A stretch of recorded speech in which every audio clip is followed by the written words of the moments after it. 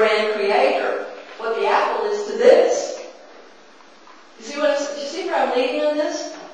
Okay. Now, I want to relate this to the painting of the Lamb and the Lion. When he appeared to me, he was completely three-dimensional. I never touched him, but that was out of respect. It was out of an awesome kind of reverence that, and I have to say, it was also a little bit of fear. Not bad fear, but like, if I touch it, will I poof? Will it be gone? Or is it my privilege to touch him? And so I didn't. But he moved in the room. As I walked around, I could see him. My cat Gunner could see him. And meowed to him many times. And the whole feeling was, I couldn't see through him. It wasn't like a ghost. He was as real as you are, and yet I knew that he didn't come into that room through biological origins. I didn't expect that his physical substance was made of a bone and flesh, although it might have felt that way if I actually had touched him. I might have been like Thomas and said, oh, wow, and I doubt it. It could be that he reassembled every literal part of his being. I'm not sure. But he did first appear to me as light. That day that he came into the room, into my dining room, and he was light, and it grew inside me from the implant of light that went into my brain, my optical mechanism. And it grew like a hologram would grow. And I painted what I thought I was seeing, just as I would paint an ordinary person that I was commissioned to paint a portrait of. And one day I got up from the painting. It's quite large. It's framed and everything. It's 5 feet square. And I walked away, and he turned to face me. In the painting just became like a hologram.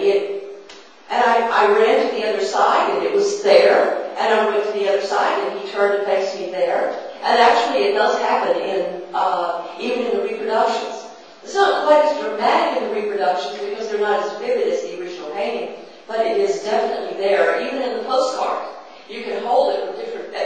When I used to give an event and I had the original painting with me, I would talk to a whole audience, and I would say, who is he looking at? And everybody in the whole room would raise their hands. He was literally looking at everybody. Now, I gathered that in it, how did I do that? Well, certainly not through artistic skills. But I gathered that somehow, on some level, I was actually accurately painting what I saw, which had a three-dimensional holographic property.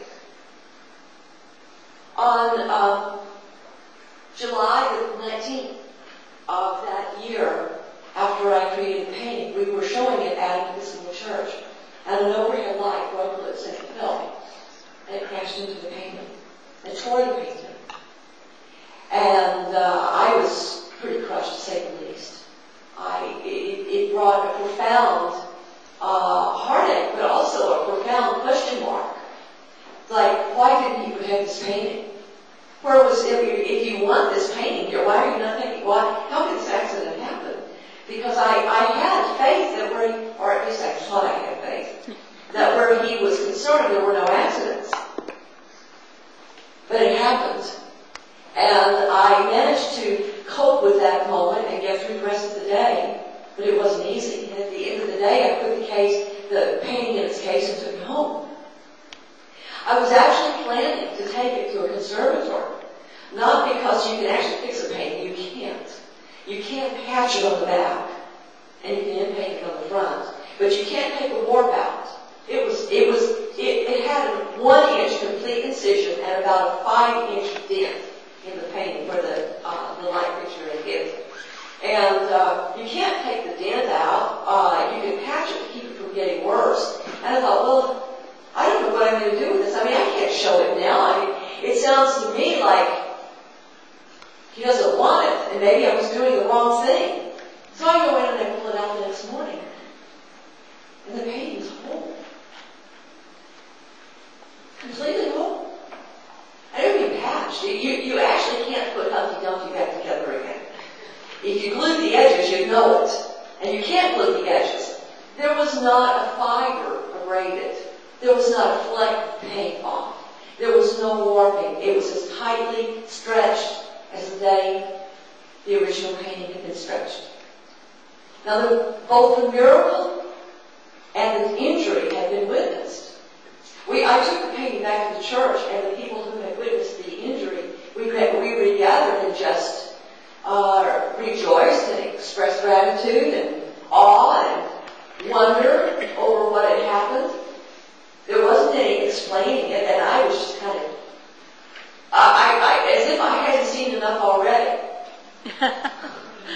I was just wondering, well, how am I going to explain it? How am I going to tell this to anybody? As I say, as if I had any problem. I mean, as if anything else was easy. But that was the biggie. That was the hardest thing to tell. And especially when people would say, well, how do you think it happened? And I said, well, how do you explain a miracle? But because his message is so pragmatic, and his message is so out there to integrate with our ability to understand the universe, I seem to be called to make that explanation. And people expected me to know why that happened and how it happened. Well, I didn't have the answers, but I did have one important perception. And that is that I kept recalling the way the event happened.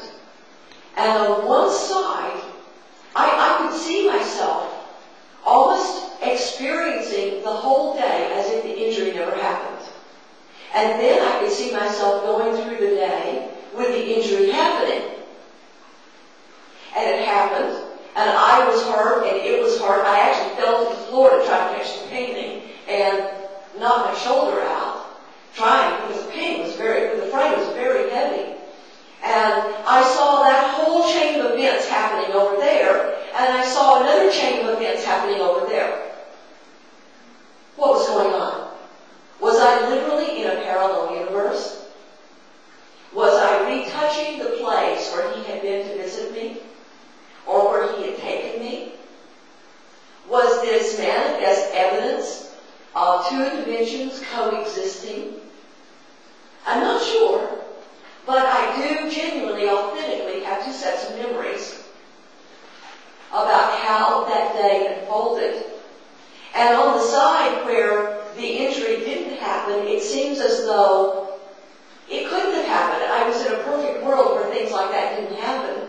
And on the side where it did happen, it seems was a world that was full of my own doubts, my own lack of faith, my own belief in cause and effect and resistance, my own belief that in mortality and damage and harm and disease, and that we can be harmed by things.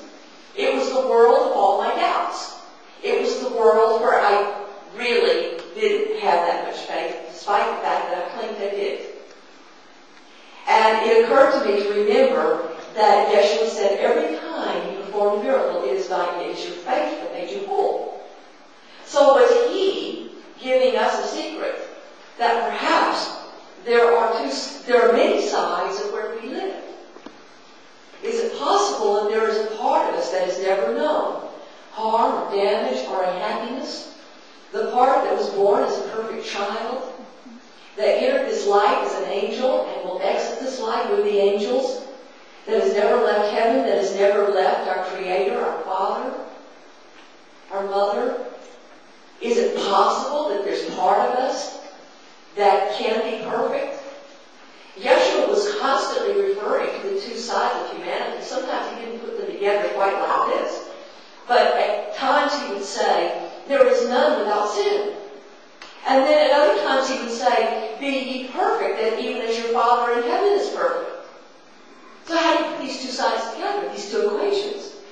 Is it possible that perfect side of us and that challenge side of us is running in parallel universes?